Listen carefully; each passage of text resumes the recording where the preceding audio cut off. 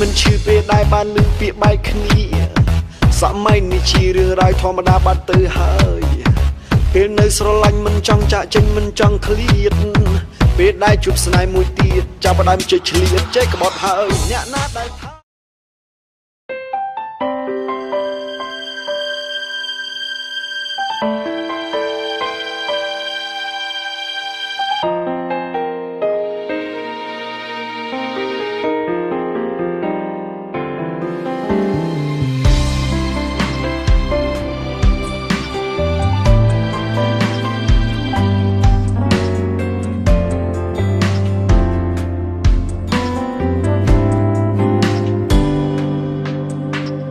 មានហេតុផលមួយគត់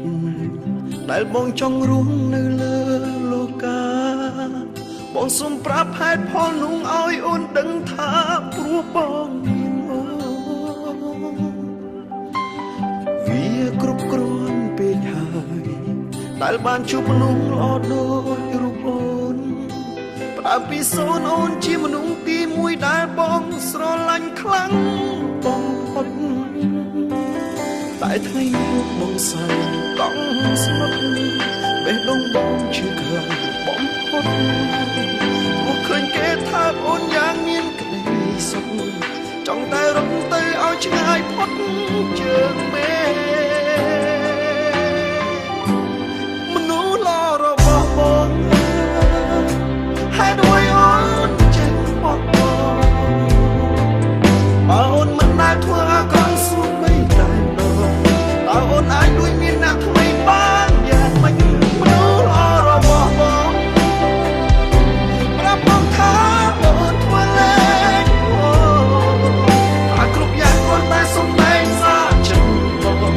គួរចំឡោយអូនក្បត់នឹងពេកនោះឲ្យតែអូនឆ្លើយប្រាប់បងតើបានទេជាចាប់ពីទួចមិនជាអ្វីតែរស់បានតែចាំ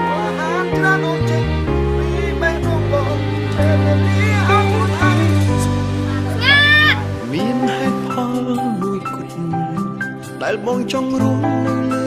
លោកាបងសូមប្រាប់ហេតុផលនោះឲ្យអូនដឹងថាព្រោះបងវាគ្រប់គ្រាន់ពេកហើយដែលបានជួបមនុស្សល្អដូចប្រាប់ពីសូនអូនជាមនុស្សទីមួយដែលបងស្រឡាញ់ខ្លាំងបំផុតតែថ្ងៃនេះបងសើចង់ស្មុគបេះដូងបង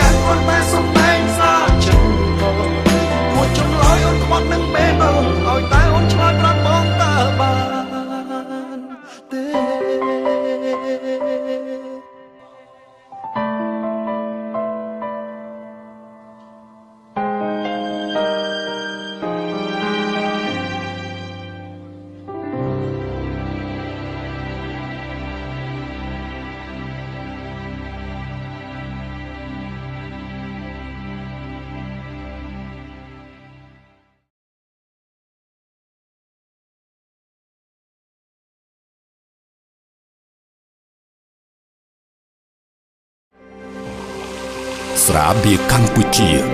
ស្រាបៀរជាតិមោទនភាព